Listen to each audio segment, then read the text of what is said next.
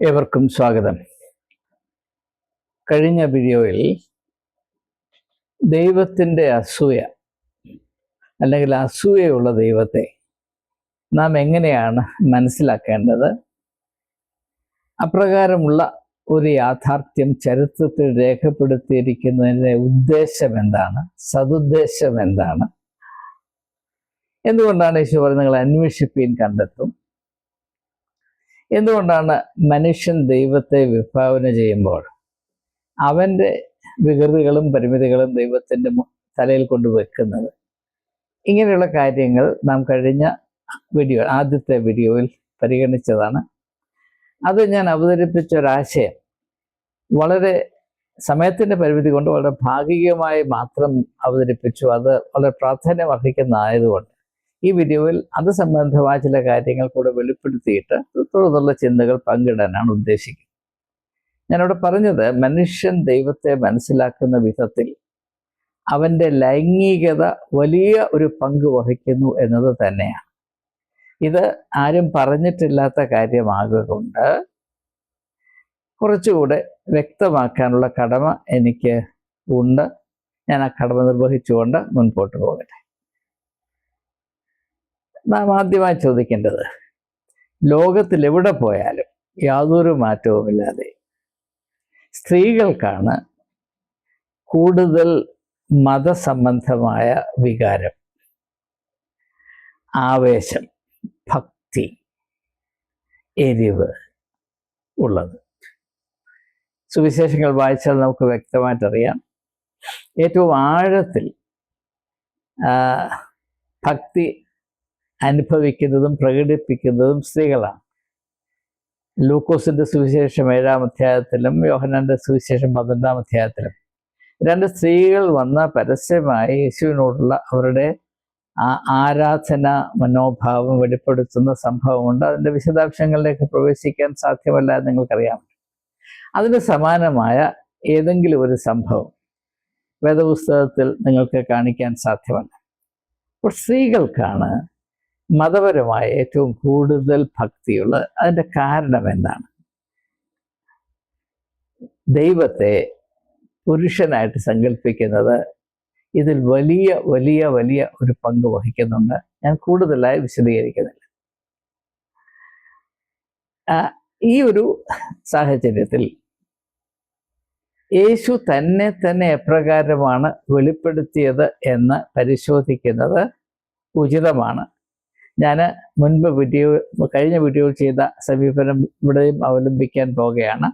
കാരണം ഇങ്ങനെയുള്ള ചിന്തകൾ വ്യക്തമായി നമുക്ക് മനസ്സിലാക്കാൻ ആവശ്യമുള്ളത് കൊണ്ട് ഞാൻ എഴുതിയിരിക്കുന്ന നോട്ട്സിലേക്ക് മാത്രം ശ്രദ്ധ ചെലുത്തി പടിപടിയായി ചിന്തിച്ച് മുൻപോട്ട് പോകുന്നത് കുറച്ചുകൂടെ വ്യക്തത പ്രാപിപ്പാൻ സഹായിക്കുമെന്നത് കൊണ്ട് ഞാൻ ഈ ക്യാമറയുടെ ലെൻസ് തിരിച്ചു വെച്ച്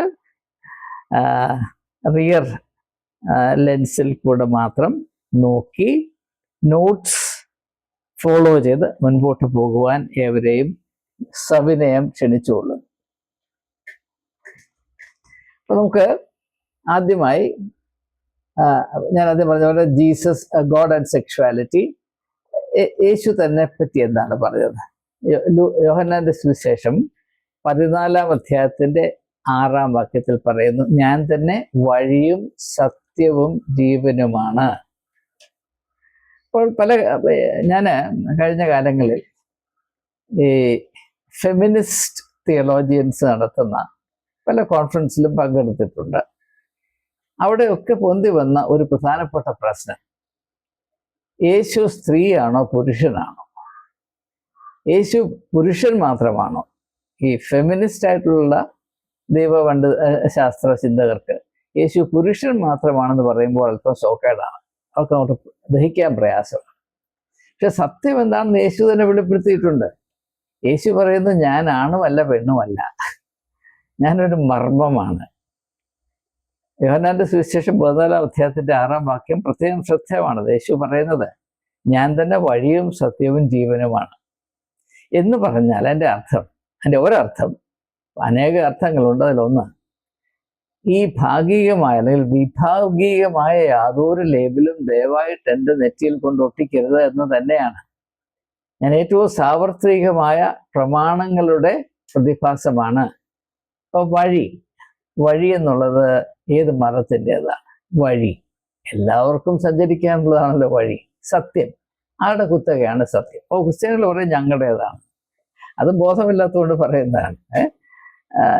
സത്യം എന്ന് പറയുന്ന ലോകത്തിലേക്ക് സാർവലൗകികമായ കാര്യമാണ്. അതുപോലെ തന്നെ ജീവൻ ഹിന്ദു ആണോ, മുസ്ലിം ആണോ, ക്രിസ്ത്യൻ ആണോ, ജൈനാണോ, നിങ്ങൾ പറഞ്ഞ് എന്തെങ്കിലും വിഭാഗീയമായ ഒരു സാധ്യത ഇതിനകത്തുണ്ടോ? യേശു തന്നെ പറ്റി പറയുന്നത് ഞാൻ തന്നെ വഴിയും സത്യവും ജീവനുമാണ് എന്ന് പറയുമ്പോൾ ഈ നിങ്ങൾ വിഭാവന ചെയ്തിട്ടുള്ള എല്ലാറ്റിനും അതീതമാണ്.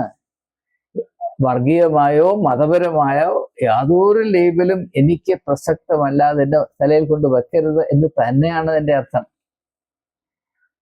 അതേ യേശുവാണ് ദൈവത്തെ ഞാൻ കഴിഞ്ഞ വീഡിയോയിൽ പറഞ്ഞതുപോലെ സ്വർഗസ്ഥനായ ഞങ്ങളുടെ പിതാവേ എന്ന് പറയുമ്പോൾ നാം അതിനെ മനസ്സിലാക്കേണ്ടത് ഏറ്റവും സാർവത്രികമായ സർവ്വജനത്തിൻ്റെയും ജാതി മത ലിംഗഭേദമന്യേ എല്ലാവരുടെയും പിതാവാണ് ദൈവമെന്ന് തിരിച്ചറിയുന്നവൻ മാത്രമേ യേശുവിൻ്റെ വഴിയിൽ സഞ്ചരിക്കാൻ സാധ്യതയുള്ളൂ എന്നത് പകൽ പോലെ സ്പഷ്ടമാണ്. അത് മനസ്സിലാക്കാതെ നമുക്ക് സുവിശേഷങ്ങൾ രേഖപ്പെടുത്തിയിരിക്കുന്ന യേശുവിൻ്റെ വ്യക്തിത്വത്തെയോ പ്രവർത്തനത്തെയോ ആത്മദർശനത്തെയോ മനസ്സിലാക്കാൻ സാധ്യമല്ല. ഞാൻ ആവർത്തിച്ച് സർവശക്തിയും ഉപയോഗിച്ച് വീണ്ടും പറയുകയാണ്. ഇനി നമുക്ക് മുൻപോട്ട് പോകാം. ഇനിയും അടുത്തതായിട്ട് നാം മനസ്സിലാക്കേണ്ടത്, ഞാനിത് കഴിഞ്ഞ വീഡിയോയിൽ അവതരിപ്പിച്ച ഒരാശയം അല്പം കൂടുതൽ വെളിപ്പെടുത്തേണ്ട ആവശ്യമുണ്ട് എന്ന് തോന്നിയത് കൊണ്ട് ഞാൻ ഇത്രമാത്രം പറയുന്നത്. നമുക്കിനി പുതിയ കാര്യത്തിലേക്ക് പ്രവേശിക്കാം. ഒന്ന്, our idea of God can either enslave or liberate us. നാം ദൈവത്തെ പറ്റി മനസ്സിലാക്കിയിരിക്കുന്ന വിധം, നാം ദൈവത്തെ എങ്ങനെ മനസ്സിലാക്കുന്നു എന്നത് ഒന്നിൽ നമ്മെ അടിമകളാക്കും, അല്ലെങ്കിൽ നമ്മളെ സ്വതന്ത്രരാക്കും. either enslave or liberate us. അപ്പോൾ യേശുവിനെ പറ്റി പറയുന്നത്, പൗലോസ് പറയുന്നത് he dismantled all walls of division. വിഭാഗീയതയുടെ എല്ലാ നെടുഞ്ചുവരുകളും അവൻ ഇടിച്ചു കളഞ്ഞു എന്ന് പൗലോസ് യേശുവിനെ പറ്റി പറയുന്നു. പക്ഷെ അതിനുശേഷം ക്രിസ്ത്യാനി ചെയ്തത് എന്താണ്? ഈ ഇടിച്ച മതിൽ മുഴുവനും പണിത് അതിൻ്റെ ഒരു 100 ഇരട്ടി വലിപ്പം കൂട്ടി 10,000 ഇരട്ടി അതിൻ്റെ അക്കം കൂട്ടി മതിൽ പണിതുകൊണ്ടിരിക്കുകയാണ് ക്രിസ്ത്യാനി. വേർപാടിൻ്റെ നെടുഞ്ചുവകൾ ഇടിച്ചു കളഞ്ഞ കർത്താവിൻ്റെ നാമത്തിൽ വലിയ മതിലുകൾ പണിത് വെക്കുകയാണ്. എന്നിട്ട് മതിലും പണിത് അതിൻ്റെ പുറത്തിരുന്ന് ക്രിസ്ത്യാനി അർമാദിക്കുകയാണ്. ഇതിനേക്കാൾ വലിയ ആഭാസത്തരം നമുക്ക് മനസ്സിലാക്കാൻ സാധ്യതയുള്ളൂ. പക്ഷെ നമ്മൾ ചെറുപ്പം പോലെ പരിശീലിച്ചത് കൊണ്ട് ഇതാണ് വലിയ ഭക്തിയെന്നും ദൈവത്തോടുള്ള കൂറെന്നും ഒക്കെ പറഞ്ഞിങ്ങനെ ഇരിക്കുകയാണ്. എന്നാൽ മതത്തെ പരിഷ്കരിക്കാൻ ശ്രമിച്ചിട്ടുള്ള ആൾ, ഞാൻ ചരിത്രത്തിൽ റിലീജിയസ് റിഫോർമേഴ്സിൻ്റെ അവസ്ഥ പഠിക്കാൻ ശ്രമിച്ചിട്ടുണ്ട്. അവർ മുഴുവനും യേശുവിൻ്റെ സ്വഭാവം തന്നെയാണ് പ്രകടിപ്പിച്ചതെന്ന് ദയവായി മനസ്സിലാക്കുക. എനിക്ക് ശ്രീ ബുദ്ധനോട് വലിയ ബഹുമാനമാണ്. കാരണം അദ്ദേഹത്തിൽ ഈ മർമ്മം വളരെ ശക്തമായി പ്രവർത്തിച്ചു. ഹിന്ദുമതത്തിൻ്റെ നട്ടെല്ലെന്ന് പറയുന്നതിൻ്റെ കാസ്റ്റ് സിസ്റ്റമാണ്. അതിനെ അതിജീവിക്കണമെന്ന് ആധികാരികമായി പറഞ്ഞ ഒരു വലിയ വ്യക്തിത്വമാണ് ബുദ്ധ ഭഗവാന്റേത്, ശ്രീ ബുദ്ധൻ്റേത്. ഗുരുനാനാക്കും അപ്രകാരം തന്നെയാണ്. സിഖ് മതത്തിൻ്റെ സ്ഥാപകനായ ഗുരുനാനാക്ക് അത് തന്നെയാണ് പറഞ്ഞത്. കേരളത്തിൻ്റെ അഭിമാനമായ നാരായണ ഗുരു എന്തു പറഞ്ഞു? ജാതി മത ഭേദമന്യേ ഏവരും സോദരത്തോട് വാഴുന്ന മാതൃകാ സ്ഥാനമാകണം കേരളമെന്ന് വിഭാവന ചെയ്തിട്ട് നാരായണ ഗുരു ഉണ്ട്. അപ്പോൾ എവിടെയെല്ലാം മനുഷ്യൻ ദൈവത്തെ അറിയാൻ ശ്രമിച്ചിട്ടുണ്ട്, ദൈവത്തെ സത്യത്തിലും ആത്മാവിലും മനസ്സിലാക്കാൻ ശ്രമിച്ചിട്ടുണ്ട്, അവിടെ എല്ലാം യാതൊരു വ്യത്യാസവുമില്ലാതെ അവർ തിരിച്ചറിഞ്ഞൊരു യാഥാർത്ഥ്യം, മനുഷ്യനിർമ്മിതമായ ഈ വിഭാഗീയതയുടെ മതിലുകൾ ആത്മീയമായ കണ്ണിൽ കൂടെ നോക്കുമ്പോൾ വെറും അശ്ലീലമാണ്. അതിനെ അതിജീവിച്ചെങ്കിൽ മാത്രമേ നമുക്ക് യഥാർത്ഥത്തിൽ മനുഷ്യരായി തീരുവാൻ സാധ്യമാകുകയുള്ളൂ എന്ന് തിരിച്ച് ഉണ്ടായിരുന്നു. അപ്പോൾ ഈ മതത്തെ പരിഷ്കരിക്കുക, റിലീജിയസ് റിഫോം എന്ന് പറഞ്ഞാൽ അതിൻ്റെ അടിസ്ഥാന കാര്യം എന്താണ്? അതിൻ്റെ എസൻസ് എന്താണ്? മതത്തിൽ യുക്തി കൊണ്ടുവരിക, യുക്തി അനുസരിച്ച്, റീസൺ അനുസരിച്ച് ചിന്തിക്കുക. പക്ഷേ നമ്മുടെ മെത്രാന്മാരും കത്തനാരന്മാരും പറയും നിങ്ങൾ ചിന്തിക്കരുത്, ചിന്തിച്ചാൽ തലതിരിഞ്ഞു പോകും എന്ന് പറയും. പക്ഷേ യേശുവിൻ്റെ വ്യക്തിത്വത്തിൻ്റെ വലിയ മാഹാത്മ്യങ്ങളിൽ ഒന്നായി ഞാൻ മനസ്സിലാക്കുന്നത് his capacity for radical thinking. സമൂലമായ പരിവർത്തനങ്ങൾ വരത്തക്കവണ്ണം യേശു പ്രവർത്തിച്ചെങ്കിൽ അതിൻ്റെ പിന്നിൽ വലിയൊരു ചിന്തയുടെ പദ്ധതിയുണ്ട് എന്ന് മൊണ്ണകളല്ലാത്തവർ മനസ്സിലാക്കും എന്നതാണ് എൻ്റെ പ്രതീക്ഷ. അപ്പം യേശു പറഞ്ഞത് എന്താണ്? യേശു വിഭാഗീയതയുടെ അല്ലെങ്കിൽ വേർപാട് നെടുചുവടുകൾ ഇടിച്ചു കളയും. എന്നാൽ അതിന് തുലവും വ്യത്യസ്തമായി പ്രവർത്തിക്കുന്ന ഒരു മറ്റൊരു മർമ്മമുണ്ട്. യോഹന്നാന്റെ സുവിശേഷം 10-ാം അധ്യായത്തിന്റെ 10-ാം വാക്യത്തിൽ യേശു പറയുന്നത്, മോഷ്ടിപ്പാനും അറുപ്പാനും മുടിപ്പാനും അല്ലാതെ കള്ളൻ വരുന്നില്ല. അപ്പൊ കള്ളൻ എന്ന് പറയുന്ന ആ ഒരു മർമ്മം, അതിനാണ് സാത്താൻ എന്ന് പറയുന്നത്. അത് നേരെ മറിച്ചാണ്. മനുഷ്യരെ കീറി മുറിക്കുക, മുടിക്കുക, വില നശിപ്പിക്കുക, മതഭ്രാന്ത് പിടിച്ചു കഴിഞ്ഞാൽ അവന് മനുഷ്യത്വം 100% നശിച്ച് മനുഷ്യ ജാതിയുടെ നാണക്കേടായി വ്യക്തികൾ അധപ്പതിക്കപ്പെടുകയാണ് മതത്തിന്റെ പേരിൽ. നാം മനസ്സിലാക്കേണ്ട കാര്യമാണ്. അതാണ് പൈശാചികമായ മർമ്മം.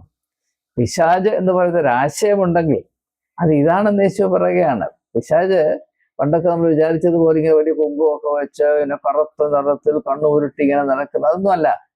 ഇവിടെയൊക്കെ മനുഷ്യനെ കീറി മുറിക്കാൻ, മനുഷ്യജാതിയെ കീറി മുറിക്കാൻ, വിഭാഗീയതയുടെ ചിന്തയുടെ വിത്ത് വിതയ്ക്കാൻ, മനുഷ്യരെ അങ്ങോട്ടും ഇങ്ങോട്ടും വെറുപ്പിക്കാൻ, മനുഷ്യരെ സ്വാർത്ഥ താല്പര്യത്തിന്റെ കൊത്തളങ്ങളിൽ അടക്കി നിർത്താൻ, കറവ പശുക്കളെ പോലെ ഉപയോഗിക്കാൻ മനുഷ്യൻ താല്പര്യപ്പെട്ട് ചിന്തിക്കുന്നു. അവിടെയെല്ലാം സാത്താന്റെ അധികാരം മാത്രമാണ് നിലനിൽക്കുന്നത് എന്ന യേശുവിൻ്റെ പ്രസ്താവനകളിൽ പഠിപ്പീരുകളിൽ കൂടെ വ്യക്തമായി നമുക്ക് മനസ്സിലാക്കാവുന്നതാണ്. സമയത്തിന്റെ പരിമിതിയോട് കൂടുതൽ ഞാൻ വിശദീകരിക്കാൻ തുനിയുന്നില്ല, മുൻപോട്ട് പോകാം.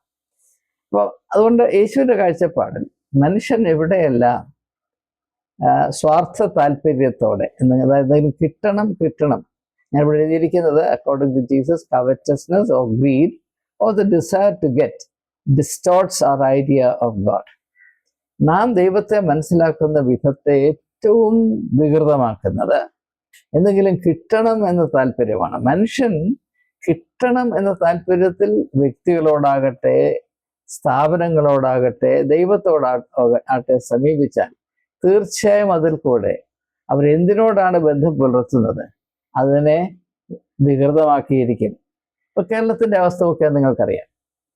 ഇവിടെ ഭരിക്കുന്ന ആളുകൾ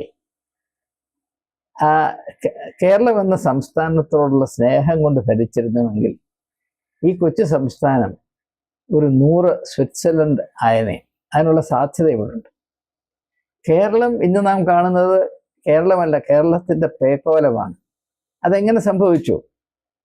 അതിൻ്റെ ചുമതല ഏറ്റെടുക്കുന്ന ആളുകൾ വല്ലതും കിട്ടണം. ഞാൻ പണ്ട് പറഞ്ഞതുപോലെ മതം നമ്മളെ മുഴുവനും കിട്ടന്മാരാക്കി. ആ കിട്ടന്മാരാണ് നമ്മുടെ നാട് ഭരിക്കുന്നത്. നാട് മുടിച്ചു കളയും ഇവർ, ദയവായി മനസ്സിലാക്കുക. അപ്പൊ അതുകൊണ്ട് മനുഷ്യന് വേണ്ടത് എന്താണ്? ഈ കിട്ടണം എന്ന താല്പര്യത്തിൽ നിന്ന്, ദാഹത്തിൽ നിന്ന്, ഭ്രാന്തിൽ നിന്ന് അത് നമ്മളെ തെണ്ടികളാക്കുന്നു. അതിൽ നിന്ന് എന്തെങ്കിലും ആയിത്തീരണം. Move from having to being. അതാണ് യേശു പറയുന്നത്. നിങ്ങൾ ലോകത്തിന്റെ വെളിച്ചമാകുന്നു, നിങ്ങൾ ഭൂമിയുടെ ഉപ്പാകുന്നു. നിങ്ങൾക്ക് ഇന്നത് കിട്ടുമെന്നല്ല, നിങ്ങൾ ഇന്നതായിത്തീരുമെന്നാണ് യേശു പറയുന്നത്. നിങ്ങൾ ലോകത്തിന്റെ വെളിച്ചമാകുക. ഒന്ന് ആലോചിച്ച് നോക്കണം. ആ ഒരു ലക്ഷ്യത്തിൽ ചിന്തിക്കുന്ന ഒരു ക്രിസ്ത്യാനി കേരളത്തിലുണ്ടായിരുന്നെങ്കിൽ ഞാൻ ആശിച്ചു പോകുകയാണ്. അപ്പോൾ അങ്ങനെ കിട്ടണം എന്ന താല്പര്യത്തിൽ മാത്രം എവിടെയൊക്കെ മനുഷ്യൻ ദൈവത്തോട് ബന്ധം പുലർത്തുന്നു അവിടെയെല്ലാം നടമാടുന്നത് അന്ധവിശ്വാസം മാത്രമാണ്, സൂപ്പർസ്റ്റിഷൻ. സത്യവിശ്വാസം അവിടെ ഉണ്ടാകുകയില്ല. അതുകൊണ്ടാണ് യേശു പറഞ്ഞത് മത്തായി സുവിശേഷം 5-ാം അധ്യായത്തിന്റെ 13-16 വാക്യങ്ങൾ ഞാൻ ഇപ്പൊ അതിനകത്തെ ആശയം സൂചിപ്പിച്ചു കഴിഞ്ഞു. നിങ്ങൾ ഭൂമിയുടെ ഉപ്പാണ്, നിങ്ങൾ ലോകത്തിന്റെ വെളിച്ചമാണ്. അപ്പൊ അങ്ങനെ നിങ്ങൾ യഥാർത്ഥത്തിൽ ആയിത്തീരുവാൻ താല്പര്യപ്പെടുന്നുവെങ്കിൽ മറ്റുള്ള മതങ്ങളിൽ വിശ്വസിക്കുന്ന ആളുകളെ നിങ്ങൾ എങ്ങനെ കാണും? അവരെപ്പറ്റി നിങ്ങൾക്ക് അസൂയ തോന്നുമോ? അല്ലെങ്കിൽ അവരെപ്പറ്റി അസൂയ തോന്നുന്ന ഒരു ദൈവത്തെ നിങ്ങൾക്കറിയാൻ സാധിക്കുമോ? ദൈവത്തിന് അസൂയ തോന്നുവാൻ ഒരു വിധത്തിലും സാധ്യമല്ല എന്ന് നിങ്ങൾക്ക് മനസ്സിലാകണമെങ്കിൽ യേശു വിഭാവന ചെയ്തതുപോലെ ഭൂമിയുടെ ഉപ്പായും ലോകത്തിന്റെ വെളിച്ചമായും വളരുവാനുള്ള താല്പര്യം നമ്മുടെ ഉള്ളിലുണ്ട് എങ്കിൽ ഇതുവരെ പറഞ്ഞത് മുഴുവനും പൊട്ടത്തരമാണ് എന്ന് മനസ്സിലാകും. If you are trying to be the salt of the earth, why should you be jealous? ലോകത്തിന്റെ ഭൂമിയുടെ ഉപ്പായി നിങ്ങൾ വളരുവാൻ നിങ്ങൾ ശ്രമിക്കുമ്പോൾ, ലോകത്തിന്റെ വെളിച്ചമായി വളരുവാൻ നിങ്ങൾ താല്പര്യപ്പെടുന്ന സാഹചര്യത്തിൽ മറ്റുള്ളവരെ പറ്റി ഏതെങ്കിലും കാര്യത്തിൽ അസൂയയുടെ ഒരു ലാഞ്ച പോലും നിങ്ങൾക്ക് അനുഭവിക്കാൻ സാധ്യമല്ല. എന്നാൽ അതേസമയം തന്നെ സ്വർഗം നിങ്ങൾക്ക് വേണം എന്ന താല്പര്യം വരുമ്പോൾ അസൂയ മാത്രമേ ഉണ്ടാകുകയുള്ളൂ. ഇപ്പൊ ക്രിസ്ത്യാനിയെ സംബന്ധിച്ചിടത്തോളം അവൻ സ്വർഗത്തിൽ പോയാലും ഇല്ലെങ്കിലും മറ്റുള്ളവർ നരകത്തിൽ പോകണം, അതാണ് അവൻ്റെ ഏറ്റവും വലിയ സന്തോഷം.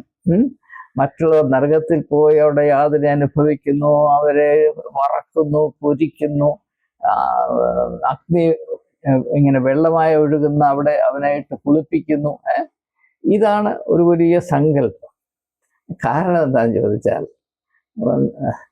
സ്വർഗം എൻ്റേതാണ്, എൻ്റേത് മാത്രമായിരിക്കണം എന്ന ധാരണ വരുമ്പോഴാണ് ഇപ്രകാരമുള്ള വികൃതമായ വികാരങ്ങൾ നമ്മുടെ മനസ്സിൽ കടന്നു വരുന്നത്. അപ്പോ ദൈവത്തിൻ്റെ ദാനങ്ങൾ, അനുഗ്രഹങ്ങൾ അത് പ്രാപിക്കാൻ താല്പര്യമുള്ളവർ എപ്പോഴും മറ്റുള്ളവരെ പറ്റി അസൂയുള്ളവരായി. അതുകൊണ്ടാണ് ഞാൻ പറയുന്നത്, കിട്ടണമെന്നതിനേക്കാൾ ആയിത്തീരണം. യേശു പറയുന്നത്, നിങ്ങൾ എന്നിൽ വസിപ്പിഞ്ഞാൽ നിങ്ങൾ വസിക്കും, അങ്ങനെയെങ്കിൽ നിങ്ങൾ അധിക ഫലം കായ്ക്കും. അത് കിട്ടുന്നതിനേക്കാൾ നേരെ മറിച്ചല്ലേ ഫലം പുറപ്പെടുവിച്ച് മറ്റുള്ളവർക്ക് അനുഗ്രഹമായി തീരുന്ന അവസ്ഥയിലേക്ക്. അതാണ് ആയിത്തീരുക. Be the salt of the earth, be the light of the world. ആ ഒരു അവസ്ഥയിലേക്ക് നമുക്ക് മുന്നോട്ട് പോകുവാൻ താല്പര്യം പോലും ഇല്ലാത്തതിൻ്റെ കാര്യം നാം വച്ചു പുലർത്തുന്ന അപഹാസ്യമായ ദൈവസങ്കല്പം കൊണ്ടാണ് എന്ന് ദയവായി മനസ്സിലാക്കുക. നാം ദൈവത്തെ ആരാധിക്കുന്നവരല്ല, നാം ദൈവത്തെ വക്രീകരിക്കുന്നവരും നാം സൃഷ്ടിച്ച ദൈവത്തിൻ്റെ പേക്കോലങ്ങളെ മാത്രം അറിഞ്ഞ് അതിൻ്റെ വൈകൃതങ്ങൾക്ക് അടിമയായി കഴിയുന്നവരുമാണ് എന്ന് മനസ്സിലാക്കുന്നവർ സത്യം നിങ്ങളെ സ്വതന്ത്രരാക്കുമെന്ന് പറഞ്ഞ യേശുവിൻ്റെ ആശയത്തിൻ്റെ വിപ്ലവാത്മകമായ സാധ്യതകൾ അനുഭവത്തിൽ കൂടെ മനസ്സിലാക്കാൻ സാധിക്കും എന്ന് മാത്രം പറഞ്ഞ് ഞാൻ മുൻപോട്ട് പോവുകയാണ്. അപ്പം ആ ഒരു സാഹചര്യത്തിൽ ഞാൻ ഇതുവരെ അവതരിപ്പിച്ച ആശയത്തിൽ എനിക്ക് ഏറ്റവും അടിവരയിട്ട് എൻ്റെ ക്രിസ്തീയ സഹോദരങ്ങളോട് പറയാനുള്ളത്, നാം ഇതുവരെ കാണിച്ച വലിയൊരു അക്രമമുണ്ട്. അതിൻ്റെ പേര് മതപരിവർത്തനം എന്നാണ്, കൺവേർഷൻ. നാം ഏറ്റവും അടിയന്തരമായി ചെയ്യേണ്ടത് മതപരിവർത്തനം എന്ന ലക്ഷ്യം 100% ഉപേക്ഷിക്കണം. കാരണം ഒരു വ്യക്തിയെ ഒരു മതത്തിൽ നിന്ന് മറ്റൊരു മതത്തിലേക്ക് മാറ്റുന്നതിന് കൊണ്ട് യാതൊരു പ്രയോജനവുമില്ല. അങ്ങനെ ചെയ്യുന്നതുകൊണ്ട് വലിയ നേട്ടമാണെന്ന് വിചാരിക്കണമെങ്കിൽ നിങ്ങളുടെ ദൈവസങ്കല്പം അത്രമാത്രം അധപ്പതിച്ചതായിരിക്കണം. ദൈവത്തെ സ്വർഗസ്ഥനായ പിതാവ് എന്ന കഴിഞ്ഞ വീഡിയോയിൽ നാം മനസ്സിലാക്കാൻ ശ്രമിച്ച അർത്ഥത്തിൽ നാം മനസ്സിലാക്കിയാൽ, ഒരു മതത്തിൽ നിന്ന് മറ്റു മതത്തിലേക്ക് പോകുമ്പോൾ അവർക്ക് എന്തെങ്കിലും നന്മ, പുതിയ അനുഭവം വരും എന്ന് വിചാരിക്കാൻ സാധ്യമല്ല. ദൈവികമായ അനുഭവം. കാരണം ദൈവം എല്ലാവരെയും സ്നേഹിക്കുന്നു. മനുഷ്യന്റെ ജീവിതത്തിലെ ഏറ്റവും വലിയ സമ്പത്ത് ദൈവ സ്നേഹമാണ് എങ്കിൽ ആ വ്യക്തി അവിടെയാണെങ്കിലും എവിടെയാണെങ്കിലും ദൈവം അവനെ ഒരുപോലെ സ്നേഹിക്കുന്നു. പക്ഷേ ഓരോ വ്യക്തികൾക്കും ആവശ്യമായ കാര്യമുണ്ട്. അതെന്താണ്? മതപരിവർത്തനമല്ല, അവൻ്റെ സ്വഭാവത്തിലെ ഒരു രൂപാന്തരം, ട്രാൻസ്ഫോർമേഷൻ. യേശു ഒരിക്കൽ പോലും മതപരിവർത്തനത്തെ പ്രോത്സാഹിപ്പിച്ചിട്ടില്ല. നിങ്ങൾ മതപരിവർത്തനം നടത്തണമെന്ന് പറഞ്ഞിട്ടില്ല. യേശു തൻ്റെ പരസ്യശുശ്രൂഷയിൽ ആദ്യം മുതൽ അവസാനം വരെ നിർവഹിച്ചത് വ്യക്തികൾക്ക് അവരുടെ ജീവിതത്തിൽ, അവരുടെ സ്വഭാവത്തിൽ രൂപാന്തരം ഉണ്ടാകുവാൻ സഹായിക്കുക. Deliver the individual from himself, not from a religion.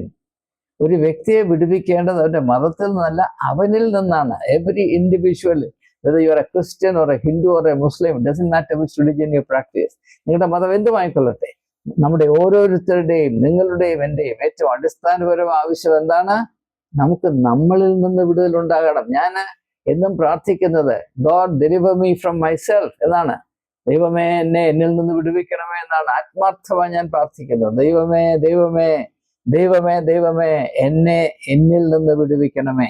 അതിൻ്റെ പേരാണ് രൂപാന്തരം അല്ലെങ്കിൽ ട്രാൻസ്ഫോർമേഷൻ എന്നുള്ളത്. അതുകൊണ്ട് നമ്മുടെ മതപരിവർത്തനത്തിനെ പറ്റിയുള്ള സങ്കല്പവും അത് സംബന്ധമായ അധ്വാനങ്ങളുമെല്ലാം ദൈവത്തിനെതിരെ കള്ളസാക്ഷ്യം പറയുന്ന പരിപാടിയാണ്. ദയവായി മനസ്സിലാക്കുക. ഞാൻ 35 വർഷങ്ങൾക്ക് മുമ്പ് വിളിച്ചു പറഞ്ഞിട്ടുള്ള ആശയമാണ്. അന്ന് എനിക്കെതിരെ അനേക ആളുകൾ വലിയ വലിയ സ്വരത്തിൽ പ്രതിഷേധിച്ചു. ഞാൻ ക്രിസ്തുമതത്തിന്റെ ശത്രുവാണ് എന്ന് പറഞ്ഞ് വലിയ വലിയ അതിന്റെ കെടുതി ഞാൻ ഇന്നും അനുഭവിച്ചുകൊണ്ടിരിക്കുകയാണ്. അതിലെനിക്ക് പരാതിയില്ല. ഞാൻ പറയുന്നത് യേശുവിൻ്റെ മാതൃകയും ആശയങ്ങളും മനസ്സിലാക്കുമെങ്കിൽ നിങ്ങൾക്ക് ഒരിക്കലും മതപരിവർത്തനത്തിൽ വിശ്വസിക്കാനോ അതൊരു വലിയ നേട്ടമാണ് എന്ന് കരുതുവാനോ സാധ്യമല്ല. അത് ദൈവത്തിന് എതിരെ കള്ളസാക്ഷ്യം പറയുന്ന ഒരു പ്രവൃത്തിയാണ്. നിങ്ങൾക്ക് ആർക്കെങ്കിലും ഇതിനെപ്പറ്റി കൂടുതൽ അറിയണമെങ്കിൽ ദയവായി അത് കമൻറ്റ് ബോക്സിൽ പറഞ്ഞാൽ അത് കേന്ദ്രീകരിച്ച് കൂടുതൽ സ്പഷ്ടീകരിച്ച് വീഡിയോ ചെയ്യാൻ ഞാൻ സന്നദ്ധനാണ്. ഇനിയും ഇതുവരെ നമ്മൾ പറഞ്ഞതിൻ്റെ വെളിച്ചത്തിൽ ചില പ്രാവർത്തികമായ കാര്യങ്ങൾ ഞാൻ നിങ്ങളുടെ ശ്രദ്ധയിൽപ്പെടുത്തട്ടെ. ഒന്ന്, നമ്മുടെ ക്രിസ്ത്യാനികൾ എന്ന വിധത്തിൽ യേശുവിനെ വിശ്വസിക്കുകയും അനുധാവനം ചെയ്യുന്ന ആളുകൾ എന്ന വിധത്തിൽ നാം ഇന്ന് എന്താണ് ചെയ്യേണ്ടത്? What is the Christian task today? ആദ്യമായി ഞാൻ എഴുതിയിരിക്കുന്നത് return to Jesus idea of God. നാം ഇതുവരെ വാസ്തവത്തിൽ യഹൂദന്റെ ദൈവസങ്കല്പം മാത്രമാണ്, അതിനകത്ത് യേശുവിൻ്റെ പേരൊക്കെ കൊണ്ടുവച്ചെങ്കിലും പഴയ നിയമത്തിലെ യഹോവ നമ്മുടെ ദൈവമാകുന്നു എന്ന വിധത്തിൽ മാത്രമാണ്. എന്നാൽ യേശു നമുക്ക് നൽകിയ വളരെ മഹത്തായ വിശാലമായ സാർവലൗകികമായ ആത്മീയമായ പ്രഭ തുളുമ്പുന്ന ദൈവസങ്കല്പത്തെ അല്പം പോലും അറിയുവാനും സ്വീകരിപ്പാനും പ്രവൃത്തിപഥത്തിൽ കൊണ്ടുവരുവാനും നാം കൂട്ടാക്കിയിട്ടില്ല, നാം മനസ്സിലാക്കാൻ ശ്രമിച്ചിട്ട് പോലും. അതുകൊണ്ട് ഞാൻ ചില നിർദ്ദേശങ്ങൾ, here are a few suggestions. ഒന്ന്, practice self denial in relation to church. Jesus ആരെങ്കിലും എന്നെ അനുഗമിക്കാൻ ഉദ്ദേശിച്ചാൽ അവൻ സ്വയം ത്യജിക്കണം. നമ്മളെ ചെറുപ്പം മുതലേ പഠിപ്പിച്ചുകൊണ്ട് വെച്ചിരിക്കുന്നത് വ്യക്തികൾ മാത്രം ഈ സ്വയം ത്യജിച്ചാൽ മതി. ആദ്യം ഇത് അപ്ലൈ ചെയ്യേണ്ടത് സഭകളാണ്. സഭകൾ ഈ സ്വയത്യാഗം എന്ന് പറയുന്ന ആത്മീയമായ ആ ബാലപാഠം പഠിക്കുകയെങ്കിലും വേണം. ഈ സെൽഫ് ഡിനയൽ അല്ലെങ്കിൽ സ്വയത്യാഗം പ്രസംഗിച്ചുകൊണ്ടിരിക്കുന്ന സഭ ഒരിക്കലും അംഗീകരിക്കാത്ത ഒരു അവസ്ഥയാണ് ഈ സ്വയത്തെ ത്യജിക്കുക എന്നുള്ളത്. സഭയെന്ന് പറഞ്ഞാൽ സ്വയത്തിൻ്റെയും സ്വാർത്ഥതയുടെയും വിരക്കൂടാണ്, പട്ടിക്കൂടാണ്. ആ സ്വാർത്ഥതയാണ് ഏറ്റവും വലിയ ഭക്തിയായി മനുഷ്യരെ ധരിപ്പിച്ച് അവരുടെ കണ്ണ് അടയത്തക്കവണ്ണം വെച്ച് പുലർത്തിയിരിക്കുന്നത് എന്ന് അല്പമെങ്കിലും ചിന്തിക്കാൻ ആർക്കെങ്കിലും കഴിവുണ്ടെങ്കിൽ അവർ മനസ്സിലാക്കുന്ന സത്യമാണ്. അപ്പോൾ നാം ആദ്യമായി ചെയ്യേണ്ടത് നമ്മുടെ സഭകളെ സംബന്ധിച്ചിടത്തോളം വ്യക്തികൾ എപ്രകാരം സ്വയം ത്യജിക്കണമെന്ന് പറയുന്നുവോ അത് അവർക്ക് ആത്മീയമായ അച്ചടക്കമായി ഭവിക്കണമെന്ന് വിചാരിക്കും. അതുപോലെ തന്നെ സഭയ്ക്കും സ്വയത്യാഗം എന്ന് പറയുന്ന ഒരു ആത്മീയമായ അച്ചടക്കം പാലിക്കാൻ കടമയുണ്ട്. എന്ന് പറഞ്ഞാൽ കുറഞ്ഞ പക്ഷം സ്വാർത്ഥമായ ചിന്തകൾ ഉപേക്ഷിച്ച് ക്രിസ്തുവിനെ കേന്ദ്രീകരിച്ച് ലോകത്തിൻ്റെ വെളിച്ചമായി ഒരു സഭ വളർന്നു വരണം എന്നതാണ്. ഈ ഒരു ദർശനം മാർത്തോമാ സഭയ്ക്ക് ഉണ്ടായിരുന്നത് കൊണ്ടാണ് കഴിഞ്ഞ കാലങ്ങളിൽ ആ സഭയുമായി സഹവർത്തിച്ച് വളരെയധികം പ്രവർത്തിക്കുവാൻ എനിക്ക് വലിയ സന്തോഷമുണ്ടായിരുന്നു. മാർത്തോമാ സഭയുടെ മോട്ടോ എന്താണ്? Lighted to lighten. പക്ഷെ ആ മോട്ടോയും സഭയുടെ ഇപ്പോഴത്തെ അവസ്ഥയുമായിട്ട് എന്തെങ്കിലും ബന്ധമുണ്ടോ എന്ന് മാർത്തോമാ വിശ്വാസികൾ ചിന്തിക്കണമേ എന്നവരുടെ കാല് പിടിച്ച് ഞാൻ ഈ തരുണത്തിൽ അപേക്ഷിക്കുകയാണ്. അപ്പോൾ സഭകൾ ഒരിക്കലും സ്വീകരിക്കാത്ത ഒരു മർമ്മമാണ്. യേശു പറഞ്ഞു, ആരെങ്കിലും എന്നെ അനുഗമിക്കാൻ ഇച്ഛിച്ചാൽ അവർ ചെയ്യേണ്ടത് സ്വയം ത്യജിക്കുക. അപ്പൊ സഭകൾക്ക് യേശുവിനെ അനുഗമിക്കാൻ താല്പര്യമുണ്ടോ ഇല്ലയോ എന്ന് മനസ്സിലാക്കാൻ ഈ ഒറ്റ ഒരു കാര്യം നിങ്ങൾ പരിഗണിച്ചാൽ. രണ്ടാമതായിട്ട് എന്നോട് എഴുതിയിരിക്കുന്നത് ഡെവലപ്പ് എ യൂണിവേഴ്സൽ ഔട്ട്ലുക്ക്. അത് ഞാൻ പല കാര്യങ്ങളിൽ സൂചിപ്പിച്ചു, കൂടുതലായി വിശദീകരിക്കുന്നില്ല. നിങ്ങൾ മത്തായിയുടെ സുവിശേഷം 5-ാം അധ്യായത്തിന്റെ 13 മുതൽ 16 വരെയുള്ള വാക്യങ്ങൾ ഒന്നുകൂടെ ഒന്ന് വായിച്ചാൽ മനസ്സിലാകും. യേശുവിൻ്റെ ദർശനം ഇതാണ്. യേശു ഓരോ വ്യക്തിയിൽ നിന്നും പ്രതീക്ഷിക്കുന്നത് ഇതാണ്. നിങ്ങൾക്ക് ഒരു സാർവലൗകികമായ യൂണിവേഴ്സലായ ഒരു ഔട്ട്ലുക്ക് ഉണ്ടാകണം, ഒരു കാഴ്ചപ്പാടുണ്ടാകണം. ഈ കൊച്ചു സങ്കുചിതമായ താല്പര്യങ്ങൾ, കൊച്ചു കൊച്ചു മോഹങ്ങൾ, ഇപ്പോൾ സഭയുടെ സ്വത്ത് വർദ്ധിക്കുക, അതിലെങ്ങനെയാണ് നമുക്ക് സന്തോഷിക്കാനുള്ളത്? വലിയ വലിയ മണിമാളിക, വലിയ വലിയ കെട്ടിടങ്ങൾ പണിയുക, ചർച്ച് ഹോൾ ഉണ്ടാക്കുക, പിന്നെ ചർച്ച് എയർ കണ്ടീഷൻ ചെയ്യുക, അതിൽ അഭിമാനം കൊള്ളുക, ഇതൊക്കെ വെറും വീറത്തരമാണ് എന്ന് നമുക്ക് മനസ്സിലാക്കാത്തതിൻ്റെ കാര്യം നമ്മുടെ വേലിക്ക് അപ്പുറത്തുള്ള ലോകത്തെ തിരിച്ചറിയാൻ നമുക്ക് കഴിഞ്ഞിട്ടില്ല. നമ്മളെ പൊട്ടക്കിണറ്റിൽ കിടക്കുന്ന തവളയെ പോലെയാണ് എന്നത് മനസ്സിലാക്കാൻ കൂട്ടാക്കണമെന്ന് യേശു ആവർത്തിച്ച് പറയുന്നുണ്ട് എങ്കിലും ആരും ചെവി കൊടുക്കാറില്ല. പിന്നെ മൂന്നാമതായിട്ട് എന്നോട് പറയുന്നത് every individual must grow to the uttermost. അത് യേശു പറഞ്ഞതാണ്, നിങ്ങൾ എൻ്റെ പിതാവ് സൽഗുണപൂർണരായിരിക്കുന്നത് പോലെ നിങ്ങളും സൽഗുണപൂർണരാകുവിൻ. ഈ പൂർണ്ണത എന്ന് പറഞ്ഞാൽ വളർച്ച എന്നല്ലേ അർത്ഥം. വളരുക എന്ന് പറഞ്ഞാൽ നമ്മൾ ഇപ്പോഴുള്ള പരിമിതിയിൽ നിന്ന് മുൻപോട്ട് പോവുക. Out grow your limitations. Do not remain group of hearts. ഓരോ സഭയും ഓരോ ആട്ടിൻകൂട്ടമാണ്. മനുഷ്യർ പോലും അല്ല, ആട്ടിൻകൂട്ടം. പുരോഹിതന്മാർ ഇടയന്മാർ. എൻ്റെ പ്രിയപ്പെട്ട ക്രിസ്തീയ സഹോദര, നിന്നെ ആടുമാടുമാക്കാൻ വല്ല ആവശ്യവുമുണ്ടോ? പക്ഷെ അങ്ങനെയാണ് എന്ന് ചെറുപ്പം പോലെ പറഞ്ഞു വെച്ചിരിക്കുന്നതിൻ്റെ കാര്യം, നീ എരുത്തിനപ്പുറത്തോട്ട് നീ നോക്കരുത് എന്നത് മാത്രം നിന്റെ മനസ്സിൽ സ്ഥാപിക്കാനും എന്നേക്കുമായി നിന്നെ അടിമയാക്കി നിന്റെ വ്യക്തിത്വത്തിന്റെ മാഹാത്മ്യം ഒന്ന് മണത്തറിയാൻ വിദൂരമായ സാധ്യത പോലും ഇല്ലാത്ത വിധത്തിലാണ് ആക്കി വെച്ചിരിക്കുന്നത് എന്ന് ക്രിസ്തുവിന്റെ നാമത്തിൽ വേദനയോടെ ഞാൻ അറിയിച്ചു കൊള്ളട്ടെ. അതുകൊണ്ട് നാം ആരാണ്? നാം ദൈവത്തെ സ്നേഹിക്കുന്നവരാണ്. കൽപ്പനകളിൽ ഏറ്റവും പ്രധാനപ്പെട്ട കൽപ്പന എന്താണ്? നിന്റെ ദൈവമായ യഹോവയെ പൂർണ്ണ ഹൃദയത്തോടും പൂർണ്ണ ആത്മാവോടും പൂർണ്ണ മനസ്സോടും സ്നേഹിക്കണം. പക്ഷേ ഈ യഹോവ എന്ന ആശയത്തിൽ വലിയ പ്രശ്നങ്ങളുണ്ട് എന്ന് ഞാൻ പറഞ്ഞു കഴിഞ്ഞു, ആവർത്തിക്കുന്നില്ല. നമുക്ക് അതൊക്കെ മാറ്റിവെച്ചിട്ട് ദൈവത്തെ പരിപൂർണമായി സ്നേഹിക്കുക. അതാണ് നമ്മുടെ കടമ. ആദ്യമായി ചെയ്യേണ്ടത്, ദൈവത്തെ സ്നേഹിക്കണമെങ്കിൽ ദൈവത്തെ അറിയാൻ ശ്രമിക്കണം. അറിയാത്തതിനെ നാം എങ്ങനെയാണ് സ്നേഹിക്കുന്നത്? അതുകൊണ്ടാണ് ഞാൻ പറയുന്നത്, ഒരു വിശ്വാസിയുടെ ഏറ്റവും പ്രധാനപ്പെട്ട ഏറ്റവും അടിസ്ഥാനപരമായ കടമ ദൈവത്തെ യഥാർത്ഥത്തിൽ ആത്മാവിലും സത്യത്തിലും അറിയുക എന്നതാണ്. Know God. അപ്പൊ സംഗീതക്കാരൻ പറയുന്നത് പോലെ be still and know that I am God. മിണ്ടാതിരുന്ന് ഞാൻ ദൈവമെന്ന് അറിയുവീൻ.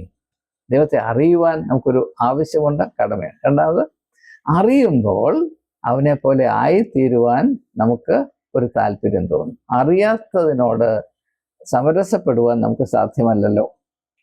മൂന്നാമതായി, അങ്ങനെ അറിയുകയും സമരസപ്പെടുകയും ചെയ്യുന്നതുകൊണ്ട് ദൈവത്തിൽ വസിക്കുവാൻ നമുക്ക് സാധ്യമാകുന്നു.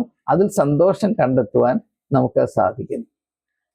ആ ഒരു അവസ്ഥ, നാം ദൈവത്തിൽ വസിക്കുകയും ദൈവം നമ്മിൽ വസിക്കുകയും ചെയ്യുന്നുവെന്ന് അനുഗ്രഹിക്കപ്പെട്ട അവസ്ഥ, യേശു വിഭാവന ചെയ്ത ആ അവസ്ഥ യോഹന്നാന്റെ സുവിശേഷം 15-ാം അധ്യായത്തിൽ 4-ാമത്തെ വാക്യത്തിൽ കാണിച്ചിരിക്കുന്ന പോലെ ആ ഒരു അവസ്ഥ നാം പ്രാപിക്കുമ്പോൾ അതിൻ്റെ സത്യം നമ്മുടെ ജീവിതത്തിൻ്റെ വ്യക്തിത്വത്തിൻ്റെ ആകെത്തുകയിൽ പ്രതിബിംബിക്കാൻ ഇടയാകും. നമ്മുടെ വ്യക്തിത്വം എന്താണ്? Thinking, feeling, willing. നമ്മുടെ ചിന്തയിൽ, നമ്മുടെ വികാരങ്ങളിൽ, നമ്മൾ എന്തെല്ലാം ചെയ്യുന്നു, നമ്മൾ കാണിക്കുന്ന നിശ്ചയദാർഢ്യത്തിൽ ഈ ഒരു യാഥാർത്ഥ്യം പ്രകടമായി തീരുമ്പോൾ മാത്രമേ നാം ആ അനുഗ്രഹിക്കപ്പെട്ട അവസ്ഥ പ്രാപിക്കുന്നു.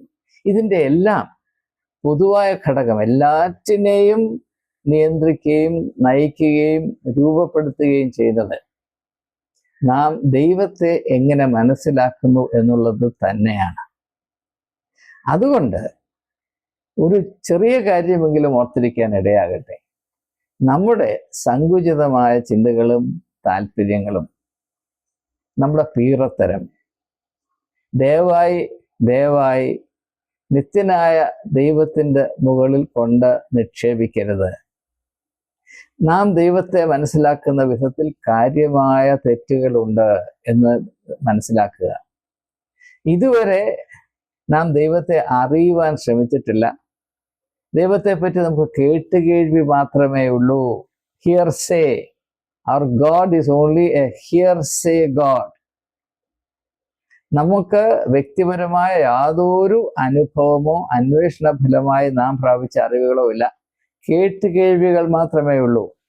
മറ്റുള്ളവർ പറഞ്ഞു, നമ്മൾ കേട്ടു, അത് ആത്യന്തികമായ സത്യമാണെന്ന് വിചാരിച്ച് ആ മരണം കുഴിയിൽ വീഴുന്നത് വരെ അത് അള്ളിപ്പിടിച്ചുകൊണ്ട് നിൽക്കുന്ന ഒരു തരത്തിലുള്ള ഭ്രാന്താണിത്.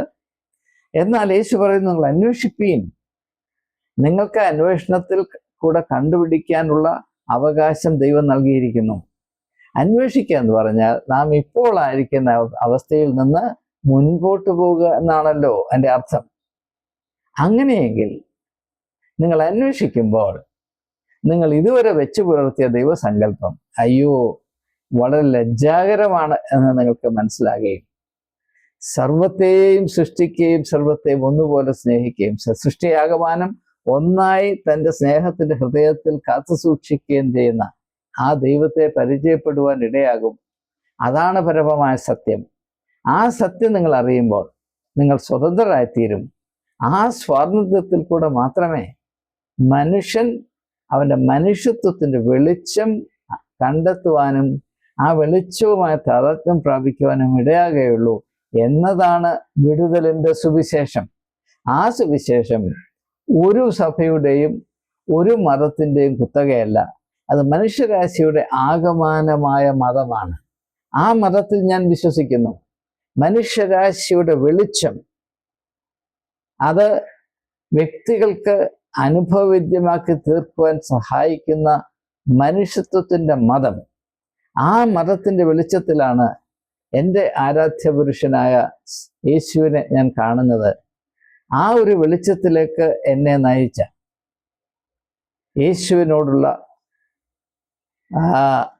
ഒരു വിധത്തിലും പറഞ്ഞറിയിക്കാൻ വയ്യാത്ത നന്ദിയും സ്നേഹവും ആരാധനയും ഒന്നുകൂടെ ആവർത്തിച്ചുകൊണ്ട് വാക്കുകൾ ഉപസംഹരിക്കുന്നു. ഈ 2 വീഡിയോകളും സശ്രദ്ധമായി കാണുകയും ഇതിൻ്റെ ആശയങ്ങളെ അതിൻ്റെ അർത്ഥത്തിൽ തുറന്ന മനസ്സോടെ മനസ്സിലാക്കാൻ ശ്രമിക്കുകയും ചെയ്യുന്ന ഏവരോടുമുള്ള വലിയ കടപ്പാട് ആത്മാർത്ഥതയോടെ അവതരിപ്പിച്ചുകൊണ്ട് പ്രകടിപ്പിച്ചുകൊണ്ട് ദയവായി നിങ്ങൾ നിങ്ങളുടേതായ വിധത്തിൽ ചിന്തിക്കണം.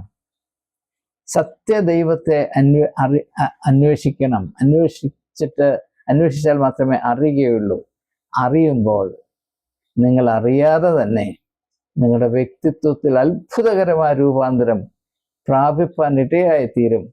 ആ നല്ല നാൾ എത്രയും ത്വരിതമായി അനുഭവവേദ്യമായി തീരട്ടെ എന്ന് പ്രാർത്ഥിച്ചുകൊണ്ട് വാക്കുകൾ ഉപസംഹരിക്കുന്നു. എല്ലാവർക്കും എൻ്റെ നമസ്കാരം.